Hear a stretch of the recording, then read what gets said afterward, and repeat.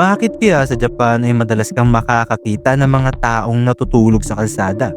Babae man o lalaki, nakaupo sa bangketa, nakahiga sa train station o tulog sa park kahit 10 oras ng gabi. Siguro kung iniisip mo na paraiso ang Japan, nako tol, baka magulat ka sa katotohanan ha. Para sa ilan na nakatira mismo doon sa Japan ay hindi lang disiplina o kaayusan, kundi isa ring nakakatakot na bansa sa tahimik na paraan. Sa unang tingin parang simpleng eksena lang, siguro pagod lang sila. Pero kapag inusisa mo pa, may mas malalim na dahilan kung bakit normal na tanawin ito sa Japan. Isa sa mga pangunahing dahilan ay ang tinatawag nilang the overwork culture. Boy, kung sa Pilipinas ay nagrereklamo ka sa 8 to 5 na trabaho, sa Japan ang trabaho nila ay mahigit 10 to 12 hours. Tinig mo ba? Gets mo ba?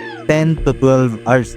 Tapos ang masama dito ay tinuturing pa nila itong normal sa mga kumpanya. Tapos meron pa nga silang tawag dito yung karoshi, na ibig sabihin ay death from overwork. Fuck that shit. Pero bakit nga ba sila natutulog kung saan saan? Wala ba sila mga bahay, pamilya, anak, kota, asawa? Na boy, maraming Japanese worker ang umuwi ng sobrang gabi.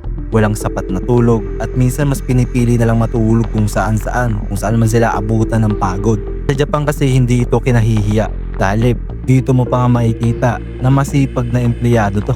Handang ibigay ang oras, buhay para lang sa kumpanya.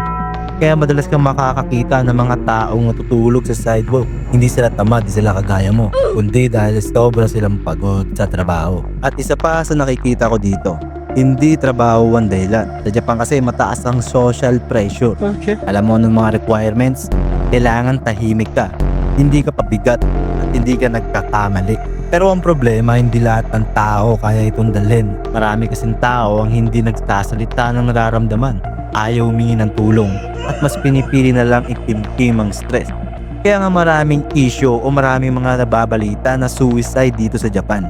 Sa labas, kalmado lang sila, pero sa loob, damn, wasak na sila. Pero ano ang nakakatakot dito? Ang nakakatakot dito, tol, hindi ka makakarinig ng sigaw, walang gulo, walang drama, tahimik lahat. Pero sa katahimikan na yun ay maraming tao ang unti-unting nauubos, physical man yan o emosyonal. Ito ang side ng Japan na hindi mo makikita sa mga travel vlog. Andun na tayo sa point na maganda ang Japan, malinis, organisado, disiplinado. Pero tandaan mo ito, ang isang lugar ay pwedeng maging paraiso sa mata ng bisita, pero impyerno sa pakiramdam ng nakatira. Damn, yan ang bars. Pero minsan ang tunay na problema ay hindi yung magulo at maingay, kundi yung sobrang tahimik. At kung nagustuhan mo ang video ko, tol, ay baka naman pakihit naman ng like at mag-follow ka na rin. Saka mag-subscribe ka na rin dito sa YouTube ko. Ayan, marami tayong ilalabas ng mga itong content. At mag-comment ka na rin kung ano ang opinion mo